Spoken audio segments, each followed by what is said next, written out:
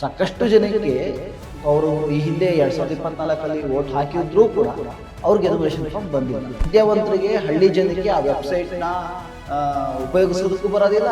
ಇವ್ರು ಆಗಾಗ ಅದು ಡೌನ್ ಆಗ್ತಾ ಇರ್ತದೆ, ಆ ವೆಬ್ಸೈಟ್ ವರ್ಕೇ ಆಗ್ತಾ ಇದೆ. ಕೊರಟಗೆರೆಯಿಂದ 40 ಕಿಲೋಮೀಟರ್ ದೂರದಲ್ಲಿರುವಂತಹ ಒಂದು ಊರು ಕೊರಟಗೆರೆ ಕ್ಷೇತ್ರದಲ್ಲಿರುತ್ತೆ. ಇದು ಸ್ವಲ್ಪ ದೂರ ಪ್ರಯಾಣ ಮಾಡಿದ್ರೆ ಅದೇ ಮುಂದೆ ಸಿಗುವಂಥ ಊರು ಬೆಳಗಾವಿ ಕ್ಷೇತ್ರದಲ್ಲಿ ಇದೆ. ಹೀಗಾಗಿ ತುಂಬಾ ಕನ್ಫ್ಯೂಸಿಂಗ್ ಇದೆ.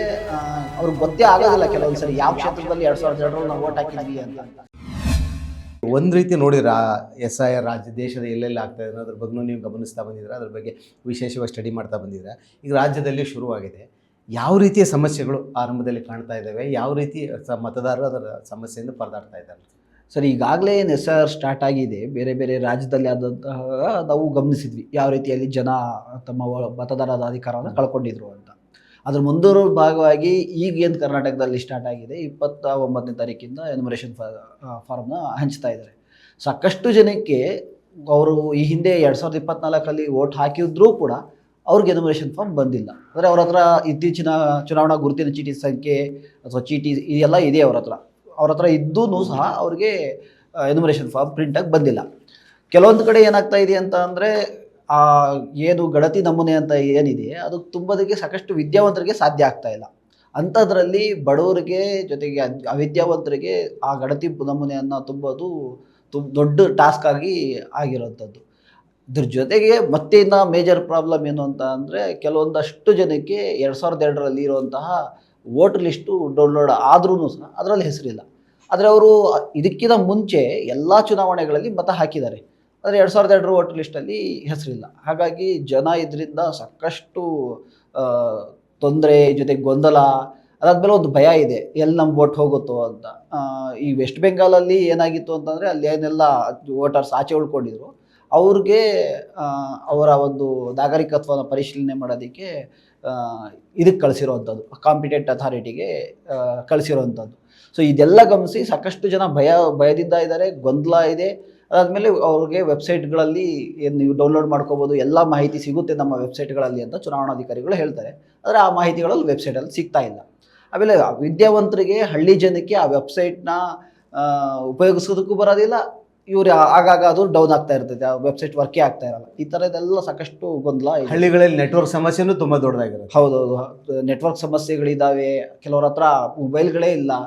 ಬಟ್ ಒಂದು ಇಲೆಕ್ಷನ್ ಕಮಿಷನ್ ಅಂತ ಕಾಂಪ್ಲಿಕೇಟೆಡ್ ಆದ ವೆಬ್ಸೈಟನ್ನು ಡೌನ್ಲೋಡ್ ಮಾಡಿಕೊಂಡು ಅಥವಾ ಅದನ್ನು ಓಪನ್ ಮಾಡಿಕೊಂಡು ಅದಕ್ಕೆ ತಮ್ಮ ಬೇಕಾದ ಮಾಹಿತಿಯನ್ನು ಹುಡುಕೋದು ನಿಜವಾಗ್ಲೂ ಅಷ್ಟು ಸುಲಭ ಅಂತ ಕಷ್ಟ ಸರ್. ಅಂದರೆ 2008 ಡಿಲಿಮಿಟೇಷನ್ ಆಗಿದೆ. ಸಾಕಷ್ಟು ಕ್ಷೇತ್ರಗಳೇ ಬೇರೆ ಬೇರೆ ರೀತಿಯಲ್ಲಿದೆ. 2002 ಕ್ಷೇತ್ರಗಳು ಯಾವ್ದು ರೀತಿ ಇದ್ವು ಅಂತ ಅಂದರೆ, ಒಂದು ಅಮೀಬುತ್ ಥರ ಒಂದು ಹಳ್ಳಿ ಮತ್ತೊಂದು ಕ್ಷೇತ್ರದಲ್ಲಿತ್ತು, ಅದ್ರ ಪಕ್ಕದ ಹಳ್ಳಿ ಇನ್ನೊಂದು ಯಾವುದೋ ಕ್ಷೇತ್ರದಲ್ಲಿತ್ತು. ಈಗ ಅವು ಏನಾಗಿದೆ ಅಂದರೆ ಎಲ್ಲ ಸೇರಿ ಅಲ್ಲಿ ತಾಲೂಕು ಹೆಡ್ ಕ್ವಾರ್ಟರ್ ಇರೋ ಕ್ಷೇತ್ರನೇ ಮಾಡಿಬಿಟ್ಟಿದ್ದಾರೆ. ಆದರೆ 2002 ಹಾಗಿರಲಿಲ್ಲ.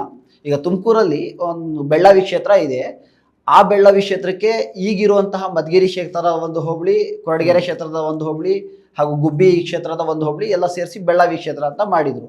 ಈಗ ಅವರು ಈಗಿರುವಂತಹ ಒಂದು ಜಾಗ್ರಫಿಕಲ್ ಏರಿಯಾಗೆ ಹೋಗ್ತಾ ಇದ್ದಾರೆ, ಬಸ್ಸಲ್ಲಿ ಪ್ರಯಾಣ ಮಾಡ್ತಾ ಇದ್ದಾರೆ. ಕೊರಟಗೆರೆಯಿಂದ 40 ಕಿಲೋಮೀಟರ್ ದೂರದಲ್ಲಿರುವಂತಹ ಒಂದು ಊರು ಕೊರಟಗೆರೆ ಕ್ಷೇತ್ರದಲ್ಲಿರುತ್ತೆ. ಇದೊಂದು ಸ್ವಲ್ಪ ದೂರ ಪ್ರಯಾಣ ಮಾಡಿದ್ರೆ ಅದೇ ಮುಂದೆ ಸಿಗುವಂಥ ಊರು ಬೆಳಗಾವಿ ಕ್ಷೇತ್ರದಲ್ಲಿ ಇದೆ. ಹೀಗಾಗಿ ತುಂಬ ಕನ್ಫ್ಯೂಸಿಂಗ್ ಇದೆ. ಅವ್ರಿಗೆ ಗೊತ್ತೇ ಆಗೋದಿಲ್ಲ ಕೆಲವೊಂದ್ಸರಿ ಯಾವ ಕ್ಷೇತ್ರದಲ್ಲಿ 2002 ನಾವು ವೋಟ್ ಹಾಕಿದ್ವಿ ಅಂತ. ಇಲ್ಲಿ ಇನ್ನೂ ಒಂದಿಷ್ಟು ಕೆಲವು ಹೆಸರುಗಳೇ, ಊರುಗಳ ಹೆಸರುಗಳೇ ಸಿಗ್ತಾ ಇಲ್ಲ ಅನ್ನೋ ಆರೋಪಗಳು ಕೇಳಿ ಬರ್ತಾ ಇದೆ. ಅಥವಾ ಫಾರ್ ಎಕ್ಸಾಂಪಲ್ ಸಕ್ಕರೆ ಗೋಲ್ಹಳ್ಳಿ, ನೀವು ಹುಡುಕಿದ್ ಸಿಗಲ್ಲ, ಅದು ಶುಗರ್ ಗೋಲ್ಹಳ್ಳಿ ಅಂತೇನೋ ಮಾಡಿದ್ದಾರೆ. ಹೌದು, ಈ ರೀತಿ ಏನಾದರೂ ಎಕ್ಸಾಂಪಲ್ಗಳು ಬರ್ತಾ ಇದಾವ ಜನ? ತುಂಬಾ ಇದೆ ಸರ್. ಈ ರೀತಿ ಇರುವಂತದ್ದು ಒಂದು ಡಿಮ್ಯಾಂಡ್ ಅಂತ ಒಂದು ಊರಿದೆ. ನಿಜವಾದ ಊರ ಹೆಸರು ಏನಾದ್ರದ್ದು ಅದು ಸಿಗಲ್ಲ ಸರ್. ಈಗ ನಾವು ಬೇರೆ ಕ್ಷೇತ್ರದ ಹುಡುಕ್ತಾ ಇದೀವಲ್ಲ ನಾವು, ಆಗ ಹೋಗ್ದು ಅಲ್ಲಿ ನೋಡಿದ್ರೆ ಡಿಮ್ಯಾಂಡ್ ಅಂತ ಇರುತ್ತೆ. ಅಂದ್ರೆ ಕರ್ನಾಟಕದಲ್ಲಿ ಡಿಮ್ಯಾಂಡ್ ಅನ್ನೋ ಯಾವ ಹಳ್ಳಿ ಇದೆಯಪ್ಪ? ಯಾವ್ದು ಹಳ್ಳಿ ಇಲ್ಲ. ಸೊ ಹಲಸಿನ ಬೆಲೆ ಅನ್ನೋದು ಜಾಕ್ಫ್ರೂಟ್ ಪ್ರೈಸ್ ಅಂತ ಆಗಿದೆ. ಒಂದು ಹಾಸನ ಡಿಸ್ಟಿಕ್ ಅಲ್ಲಿ ಕ್ರೊಕಡೈಲ್ ಅಂತ ಆಗಿದೆ.